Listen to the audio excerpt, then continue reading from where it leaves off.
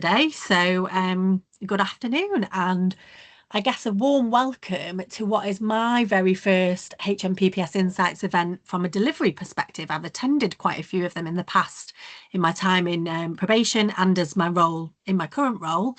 But it's great to be delivering one, and it's great to see so many people interested in what it is I'm going to be talking about today. So yeah, very warm welcome. I'm Fiona. I'm a former probation officer of around 10 years. I predominantly worked in Derbyshire probation up north in Chesterfield office. I spent some time working in the London office as an SPO for PQIPs. And of course, I spent some time working in a British Overseas Territories, which you'll hear lots about this afternoon. My current role for the last sort of 3-4 years now is a senior lecturer in criminal justice. I'm predominantly teaching on the PQIP programme, so still very linked into probation and everything that's going on in practice, I hope, although, you know, a definite distance from, you know, current or policy changes that have happened over the last few years, but we do try and stay abreast of those. And then some of my other teaching is around things like delivering an international master's degree here at Sheffield Hallam. So I will just caveat that information with the fact that I'm actually currently participating in industrial action with the University and College Union, which is a bit like, you know, NAPO is for probation officers, the union for lecturers. So if you'd like any more information on that, I'm happy to share a link. But today I'm here in my capacity as one of the founders of the Community Justice Overseas Territories Network, which you will hear me fondly refer to as CJOT. So I've already asked for one acronym that Samantha's helped me out with this afternoon.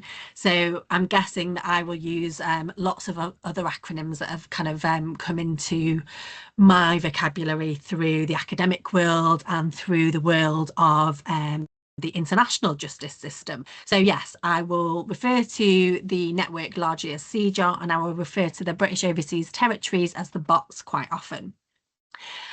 Ordinarily, I would be presenting a session like this alongside my co-founders of the network, Laura Aston and Nicola Robinson. However, today, operational demands have had to take priority for both of them, which is something I have no doubt everyone on this call is going to be more than familiar with in the kind of current practice context of England and Wales.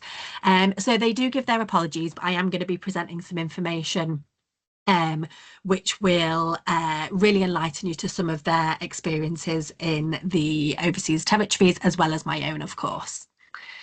So over the next hour, the session is going to aim to kind of provide a bit of an insight into probation work in the British Overseas Territories in the South Atlantic.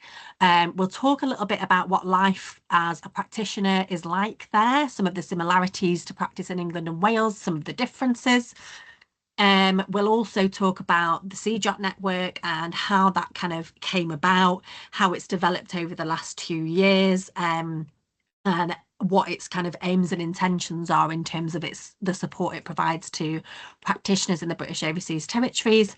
And finally, we'll take just a little bit of a whistle-stop tour of some of the kind of outputs of the network and how and why we're kind of encouraging practitioners to contribute to the continually developing evidence base of probation and community justice internationally. So I'm going to leave some time for questions at the end, but of course, please use the chat or raise your hand throughout the session if you want to, or we'll spend a bit of time at the end, as I say. So before I go on to kind of do that, I just want to do my corny input here, which is I just want to take a moment to recognise then the CJOT logo that we have on the slide here. So we have this little hummingbird as our logo for the network, and there's a story behind it. There always is, isn't there? So back in 2022, just before we launched the CJOT network, Laura, Nicola and I had the opportunity to attend the 5th World Congress in Probation and Parole, which was held in Ottawa in Canada. And during the conference, we had the opportunity to spend time with Elder Dan Ross, who is an Indigenous leader from the First Nations Algonquin tribe in Canada. He shared with the conference a traditional fable of the hummingbird who found themselves in a forest fire. And this small bird flew between a river and a fire, carrying just a beakful of water and each time emptying that onto the fire. And when mocked by other creatures for the impact of the hummingbird's actions, which were so minute against this big forest fire, the hummingbird replied, "I'm doing what I can." And Elder Dan at the time invited us to take this sentiment with us and carry it into our roles as justice professionals, encouraging us really to remember that the influence of one person's commitment to doing what they can really can have a huge significance in the lives of other people. So, you know, preface that with it being corny, but I think that's a really nice analogy to think about the work of those of us in the justice system. Someone's doing a round of applause, thank you, or thanks to Elder Dan. Of just thinking about, you know, the real privilege that we have and that we hold of having that kind of door into people's lives that we work within the justice system. It's not without challenges, but it is, you know, it is its own privilege. Okay. So beautiful St. Helena Island on screen here in the South Atlantic Ocean, and home to me for nearly 4 years, 2017 to 2021. I spent working on St. Helena. So first of all, we're going to kind of use St. Helena Island and the Falkland Islands as two kind of case studies, if you will, to look at, I guess, examples of what probation can look like in the overseas territories. So both of them were established in around 2013. The Falkland Island Probation Service is made up of the grand total of one probation officer. The St. Helena Island Probation Service is double the size of that, with a team of 2 probation officers. So myself making up one of those for a period of 4 years, as I mentioned, but during that time working with 3 different counterparts, one ending a contract, one for a 2-year contract, and one for another 2-year contract. So we have that kind of formal establishment of both of those services around that time. But that isn't to say that there was no kind of version of probation during, you know, before that period. So I guess there were versions of probation, so types of supervision, types of community service, and types of assessment being undertaken. But usually Oh, I've just seen Leah saying that you're moving to St. Helena next week. You are joining David, my colleague. Fantastic. Yes, I am really looking forward to it. Oh, lovely to have you on the session, Leah. I'm so chuffed. I'll definitely have to have a chat with you at the end about it. Brilliant. Oh, I feel under pressure now. Okay. Sorry, yeah. So just to mention then, I guess that kind of formalisation of the establishment in 2013 was really the first time that UK qualified or England and Wales qualified probation officers had taken up posts there for the first time, thus kind of entering into I guess a new area of a professionalised service that was really focused on development and bringing best practice of from England and Wales into those territories. And one of the questions that always gets asked at this point when we talk about this to probation officers is kind of, oh, how do you get out there? How do you do one of those jobs? But I guess the first thing to mention is that all the probation officers that are recruited to certainly St. Helena require usually a minimum of 5 years experience post qualification, and the Falkland Islands usually recruits for individuals with an experience of 10 years or more post qualification experience.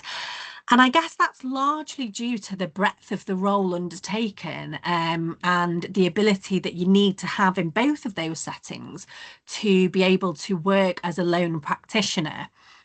And really, you know, over the last 5 years or so, both of the probation services in the South Atlantic have experienced that period of kind of growth and development alongside each other, in part due to the connections made as a result of our network and the relationship formed between the probation officers working on those 2 islands. and the kind of similarity of the work, the similarity of the remote island setting. So let's have a little look at some of the responsibilities of probation across those two islands. And here we've got a beautiful scene from the Falkland Islands down at their seafront.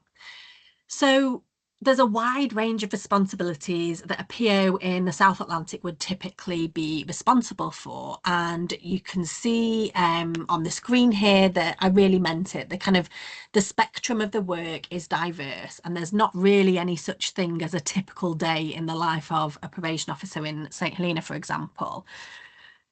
Certainly speaking from my experience, one of the kind of real highlights of my time working in St Helena was the sense of autonomy gained from being able to kind of deliver practice that looked like this, where you were kind of doing a bit of everything, every role in probation on any given day. So, within the space of a week, I might go from arranging and participating in a music night, a yoga night in the prison with the prisoners. The next day I might be at a community service placement at a community centre or a church or somewhere.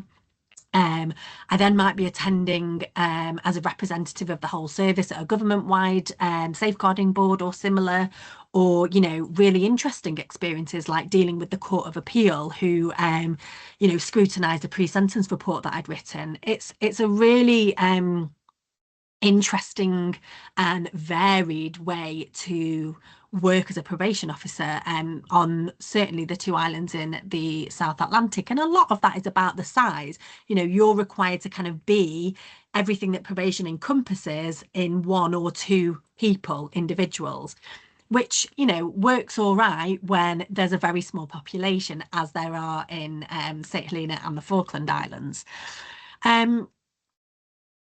And it's interesting to note as well that I guess line management is another significant difference, where the head of social services usually takes responsibility for the probation service on the islands. However, for 3 of the years that I was working on St Helena, we were situated in the police directorate. So our direct line management was by the DCI in the criminal investigations department. Very unusual for a probation officer to be managed by a senior police officer, but we made it work, I guess. And I think the fit is certainly better now that we have returned to the social services department.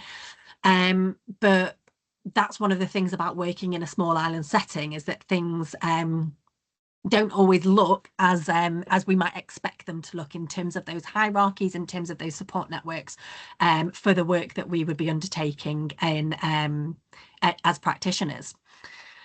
And I guess some of the other work that's maybe less familiar to the typical kind of sentence management role that we know in England and Wales is the work with young people. So of course we have secondments for that as going to work in the yachts, but probation in both of these jurisdictions are responsible for delivering a youth diversion scheme, which is aimed, as it says on the tin, from preventing young people from being criminalised.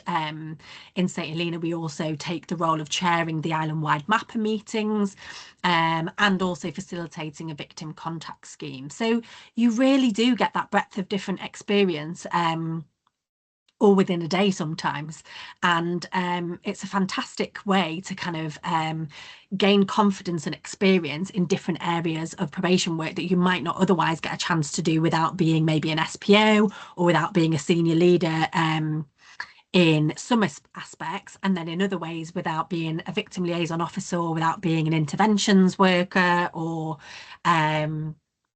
a court report officer, then you might not get those opportunities either. So the diversity of the work is something that's really an exciting thing, and something that Leah will be experiencing in the well.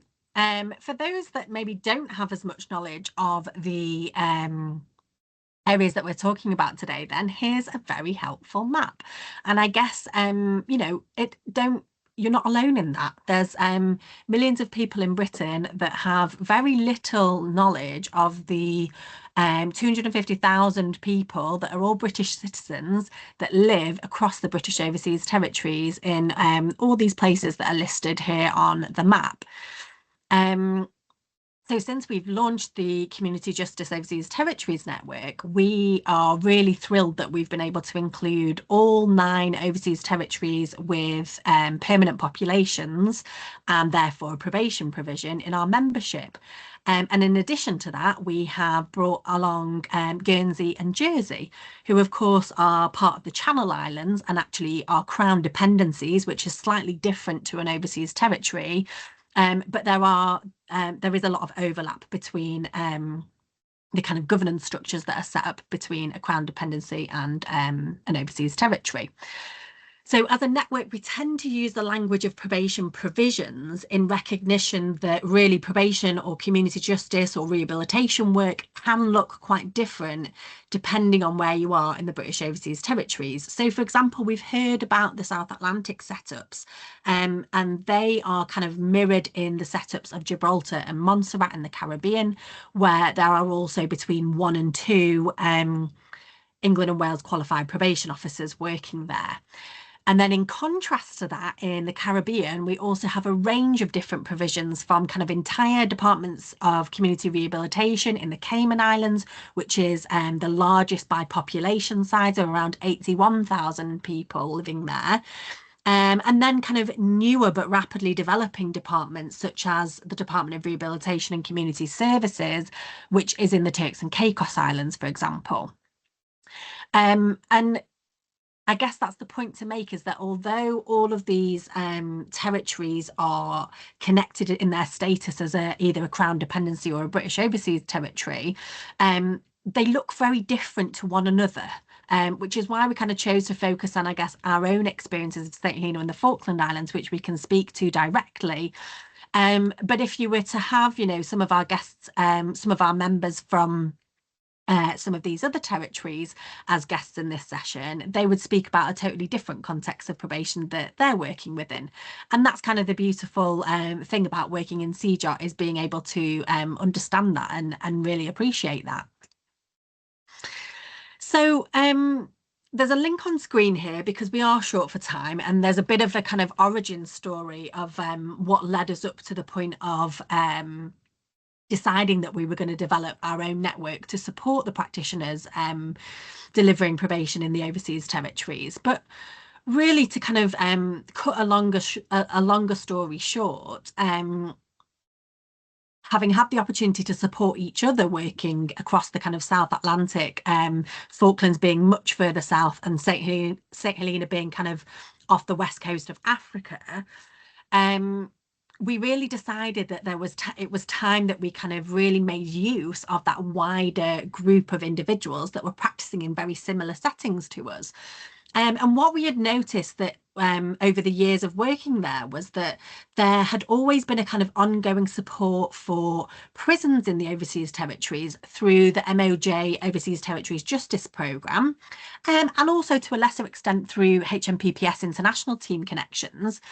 And also our colleagues in the police forces across the overseas territories gained a lot of support from the Foreign and Commonwealth Development Office, which provided things like training, peer support networks and conferences, that kind of thing. But there was really just this gap in any kind of consistent approach to supporting the probation provisions. And there have been some efforts over the years to get this up and running.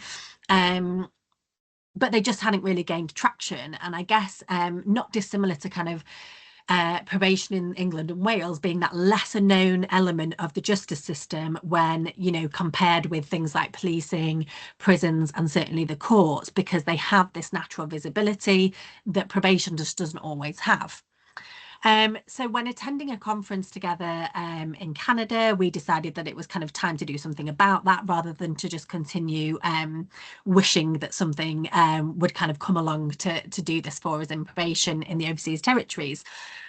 And we settled on these kind of 3 terms of reference as being our core objectives for the network. So really making sure that knowledge exchange was the kind of #1 priority of like being able to have a space for probation, community justice practitioners, but also, researchers, academics like myself now, other interested parties to kind of learn and share knowledge of probation practice in the overseas territories, in other islands, in other small developing or rural kind of community settings. That peer support element of it was key to that, because it's something that we hold so dear to us in our practice in England and Wales, and it's no different in the overseas territories, particularly where there are individuals that might be working as a kind of lone practitioner, or in pairs where one might spend time off the island. And even in those smaller teams, there's risk of feeling very professionally isolated, and something that I can definitely speak from experience of. So really making sure that there were opportunities to kind of pair people together, to provide forums and spaces for people to be able to just really learn from each other and take on that kind of developmental role with each other that peer support is so important for. And then the final kind of terms of reference that was ratified in our launch back in August 2023 was about really putting a kind of focus on evidence-based practice. So through that kind of inclusion of a range of different professionals, so not just frontline probation officers, but also leaders, but also people that are doing research in probation, whether that's here, whether that's in other places in the world, and being able to kind of, I guess, then develop, but also draw from a range of evidence bases that supported the work that was going on in the overseas territories. And as part of that, then being able to kind of use that as a source of continuous professional development that our membership could benefit from. And I think so far we've been doing all right at really kind of focusing the activities of the network on and around our terms of reference, and we'll talk a little bit about that towards the end of the session. So I want to kind of just spend a moment thinking about evidence-based practice here, because I've alluded to the fact that the overseas territories, the Crown dependencies, represent a vast range of kind of unique social, cultural, political, historical contexts. So this kind of incredible amount of diversity is something that's really to be celebrated, but it also kind of takes on a particular significance when we think about the concept of evidence-based practice. So from my own experience working on St. Helena, I can say for certain that it's rarely as simple as being able to just lift and shift a policy or practice from England and then hope that will produce the same results in an altogether different setting in St. Helena, where you're in one of the most remote islands in the world and there's only 4,000 people living there. It's just that makes sense to me that wouldn't necessarily be the best way to practice. So we really wanted to make evidence-based practice a core foundation of CJOT, simply to kind of address the knowledge gap surrounding criminal justice practice in the overseas territories.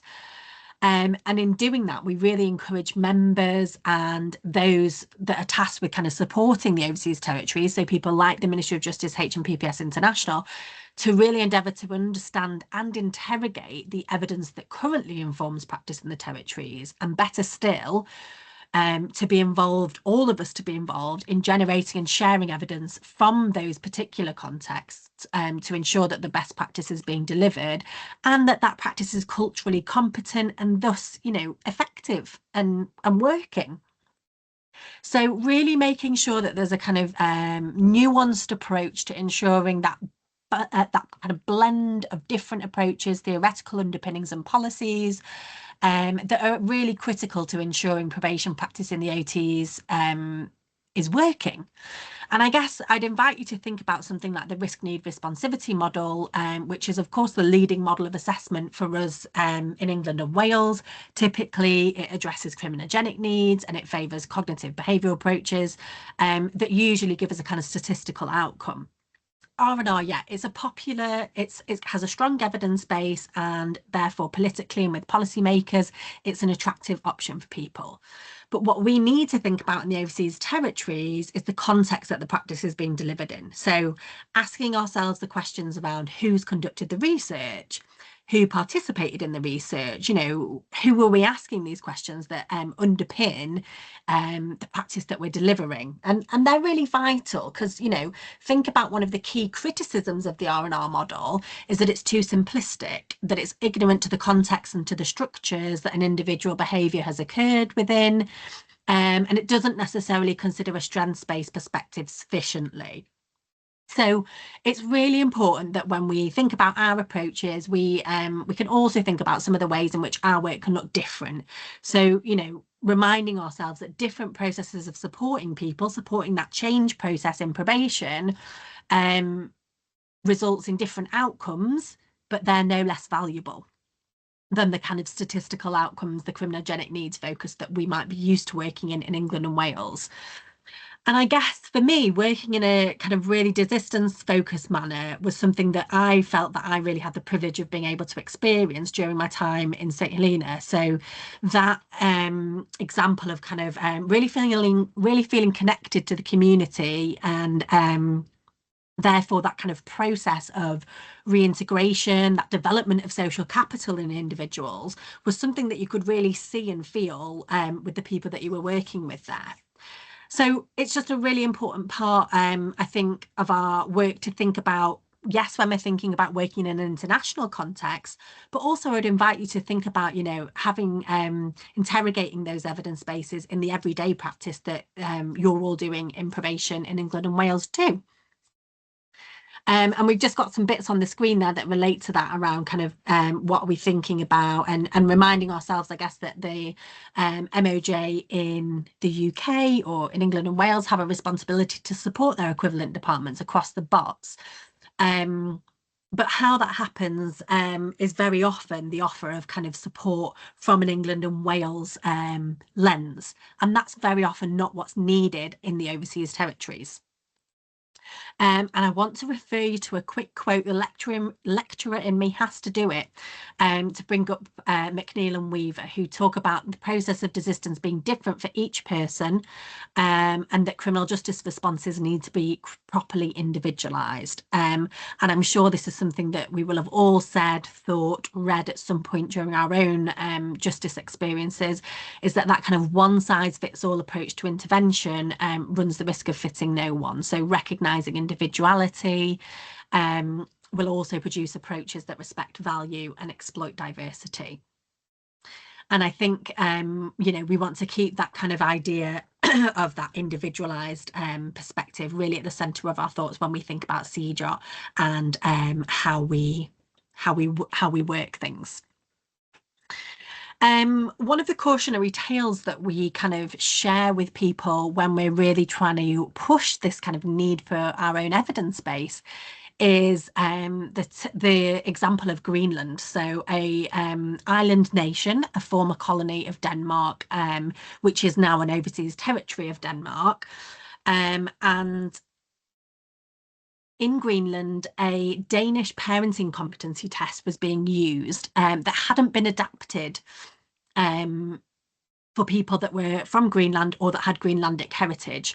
And a piece of research that was done in 2022 by a human rights organisation determined that 5.6% of children with a Greenlandic background living in Denmark were placed into care, compared to 1% of children with a Danish background. So the assessment tool really came under criticism for kind of failing to take account of issues of language, issues of culture, different societal expectations, meaning that Greenlandic parents ran the risk of obtaining these kind of low scores on this parenting assessment, which would then suggest lower cognitive abilities without actual evidence for this. And I think for me, that really kind of hit home about kind of some of the legacies of, I guess, that colonial history that we have with the British overseas territories, and how important it is that we don't fall into kind of similar traps to this when thinking about the work that we're supporting in the overseas territories. So one of the ways that as a network we're trying to address that kind of lacking in evidence base is by doing our own piece of research. So from my own role in the International Justice Centre at Hallam University, and as one of the founders of the CJOT network, alongside my two co-founders, Nicola and Laura, we're going to be commencing a piece of research that will help us better understand really the current provision of probation in the overseas territories and begin to really kind of develop an evidence base for the argument that rehabilitation should be better funded, supported across those jurisdictions. And really, there's little that's been published today, other than what we have published, that contributes to the kind of gap in evidence in this area. So it's a really exciting thing to be involved in, really. And yeah, watch this space for that. I'm going to spend the next 20 minutes or so, or maybe 15 to give us some question times, just talking about two of the outputs from the CJOT network that hopefully will be of interest to some of you on this call.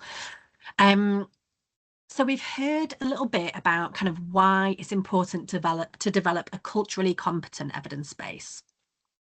So let's have a think about how we can contribute to that in your own roles, as well as, you know, those of those practitioners that are in the overseas territories. And I just want to pause here to also acknowledge that there are, of course, a whole host of workload and recruitment and retention related barriers that may get in the way of this type of work for you right now. But I also want to make the point that you know, writing journal articles, doing research may seem like something that other people do, people in academic roles or people that have got, you know, university masters or PhDs or whatever, but actually it's something that as practitioners we ought to do more, and we really ought to kind of understand the contributions that we can offer to the kind of discipline of probation and community justice. So thinking about writing an article for a journal, the first thing you're going to ask yourself is why? Well, you know, certainly working in the justice system, it's one of the most interesting, it's one of the most political, it's one of the most newspaper headline areas that you could possibly work in.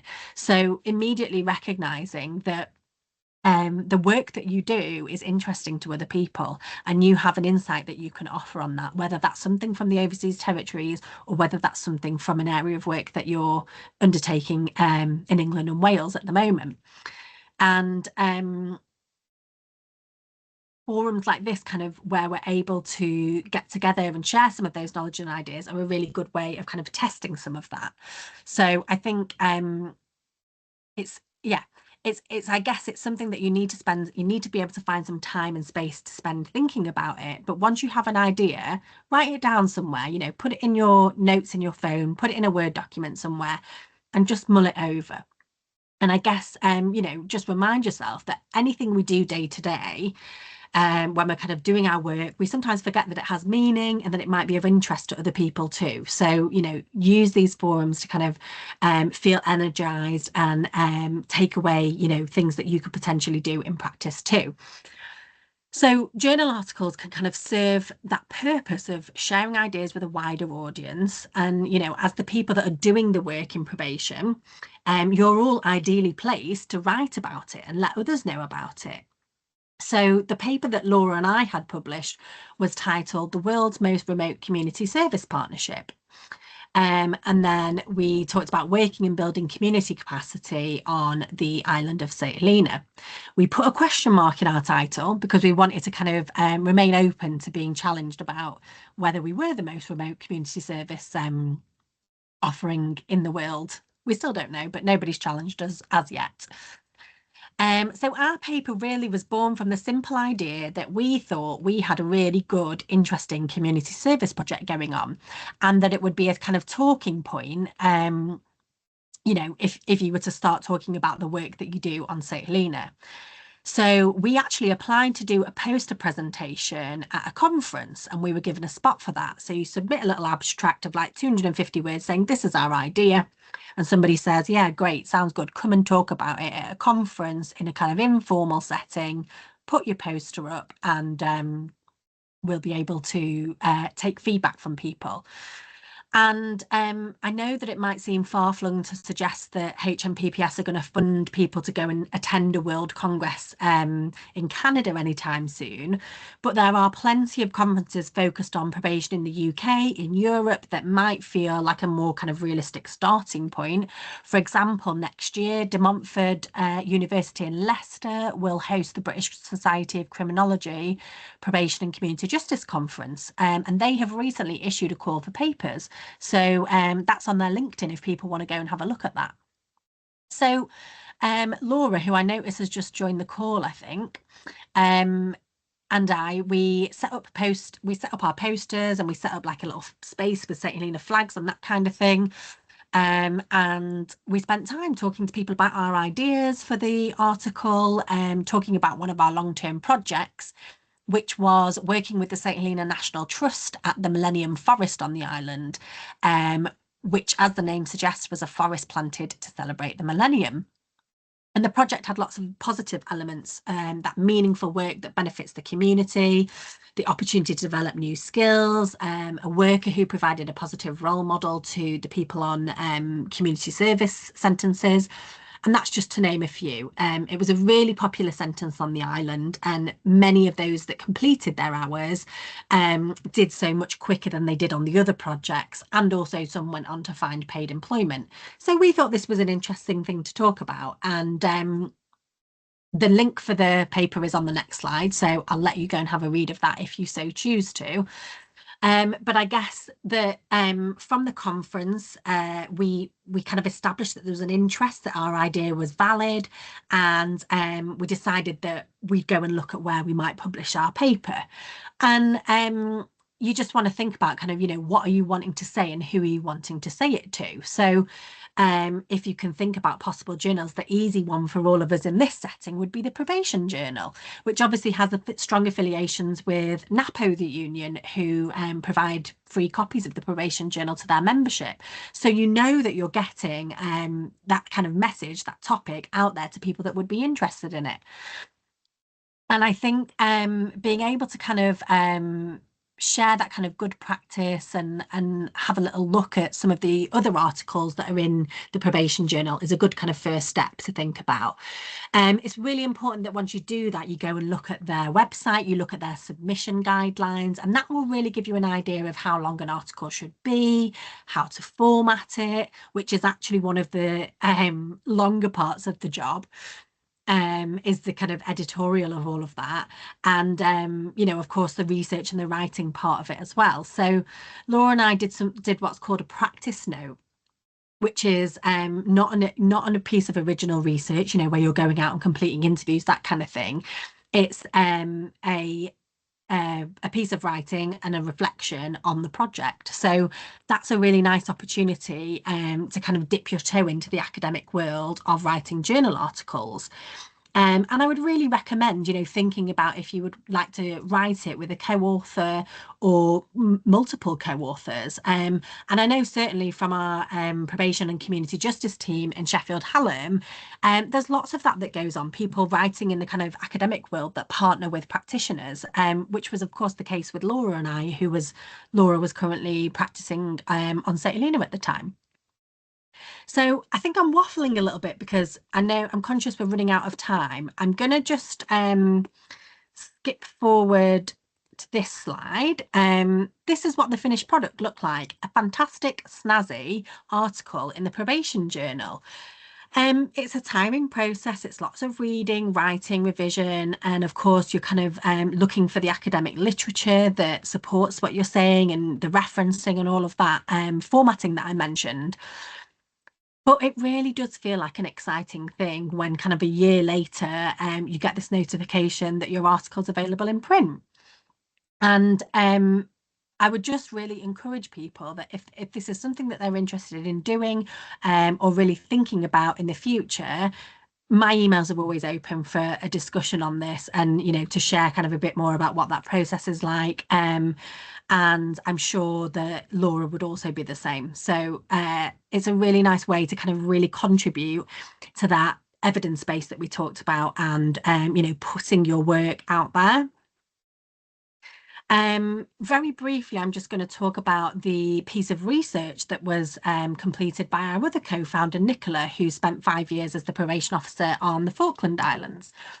So Nicola was really fortunate that she had a really interesting project as well from the Falkland Islands. She decided that she was going to look at why people engaged with the voluntary probation support that was offered on the Falkland Islands. And she went to the Probation Institute, which was formerly the Graham Smith Research Award, and applied for their research grant there. So the award really provides an opportunity for practitioners to undertake a small project of original empirical research exploring a topic from practice, whilst also receiving support and advice from an academic from the Probation Institute Academic Advisory Panel. So this award is open to any probation practitioner, including within the overseas territories, as this research proves. And you get linked to 2 academics who will support that research process, help you gain ethical approval for the research, help that kind of refine and redesign process that goes on with a piece of research like this, and of course helps with the methodology and analysis of the findings. Again, I've provided a link on screen there because it would be a really valuable thing to get you into that kind of evidence-based headspace if this was something that you were interested in looking at. When I send the slides out for the session, I'll also include this, which has much more information on the research that Nick concluded. But I just wanted to draw your attention to this first finding, which is the kind of overarching finding theme, which was about the importance of the relationship with the probation officer. I talked earlier about that kind of privilege that I felt of being able to kind of work in a community that was as small and close-knit as St. Helena was. And I think that this finding from Nicola's research really resonates about how valuable that relationship is, particularly when working in that small island community context. And it's funny because even with the bigger overseas territories in the Caribbean, where there's populations of kind of 40, 60 and 80,000 in the bigger in the largest population, which is the Cayman Islands, I think I mentioned, they still talk about this really tight-knit, small community mentality, where kind of everybody knows everybody. There's, very few degrees of separation from, big families, and your professional life and your personal life very much can be merged. And I guess that's one of the things to take away, isn't it? That privilege of kind of having that relationship as front and center of the work that you do as a practitioner is really, really important to our work, and something that can get lost in the chaos of workload pressures and staffing and recruitment issues. But if I could get you to kind of take away one thing today, it would be remember that, and that kind of importance of doing that small thing for that person, and how much that can mean for that person. So I'm just going to finish off now and talk about some of the achievements of the CJOT network in terms of really developing that evidence base and the work that we're doing in the network. We have the kind of publications that we mentioned here. We run our regular quarterly network meetings, and we also run spotlight sessions that provide targeted support. So there's a group of people that meet that are kind of lone or small practitioners. There's a community service spotlight session that has people that are responsible for delivering that intervention. It's just a really nice space, really, to be able to seek support and guidance in a really unique area of work. One of our other achievements was that in collaboration with the MOJ earlier this year, we hosted the first ever conference for the overseas territories probation provisions. And next week, we will be hosting the very first professional development forum, again, for our members to be able to access opportunities for CPD virtually in this case. So a really interesting range of speakers going to be at that session, talking about things like building probation capacity, policy transfer, professional curiosity, amongst other things. So apologies for whizzing through those last few slides a little bit, but I wanted to bring us to this kind of opportunity slide that I finished on here. Really, as we draw the session to a close, then I wonder if I've tempted any of you, first of all, to consider working in one of the overseas territories or Crown dependencies going forward.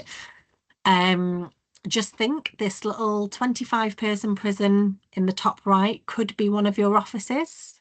As Tracy can tell you, it's not the best place that you maybe want to be working, but by the time you get there, maybe the new prison will be underway. And I guess it's a few helpful things to mention, really, that each jurisdiction has their own individual recruitment process. So that's really as a result of the employment type, which is direct employment by a local government. So when I was employed by in St Helena, I was employed by the St Helena government on what's called a technical cooperative contract. And I was I took a career break from HMPPS at the time. I couldn't think of the word then. Yeah, I took a career break. So it's a common misconception that individuals can go on secondment for these roles, but it isn't the case, and that's because of that direct employment by a local government. We mentioned this a little bit earlier on, but contracts are usually advertised for an initial period of 18 to 24 months or thereabouts, with then an option to extend these. Some governments have a maximum period of extension. So, for example, St Helena, where Laura and I both worked, was a 5-year period. Others will offer permanent employment opportunities. And yeah, it really is based on each different jurisdiction. But I guess the last thing in terms of CJOT that I would encourage you to take away was the opportunity to kind of to live and work in another jurisdiction, and also practice probation there, which, as you've probably sensed throughout this presentation, is something that I feel really passionately about. It's just such a privilege, and it's you know, working in that small interconnected community. You know, even those larger communities in the Caribbean, it really does feel like a kind of home from home type setting. And contrary to popular belief as well, these roles are suitable for a range of different kind of setups. So I worked with 2 colleagues on St Helena, both of whom brought their families to the island for their contract period. And very last thing to say is that we often hear from people that work in the overseas territories saying that they have a much better chance at finding a kind of positive work-life balance than perhaps they were able to in the kind of England and Wales context of probation at the moment. So that's another thing to leave you with there.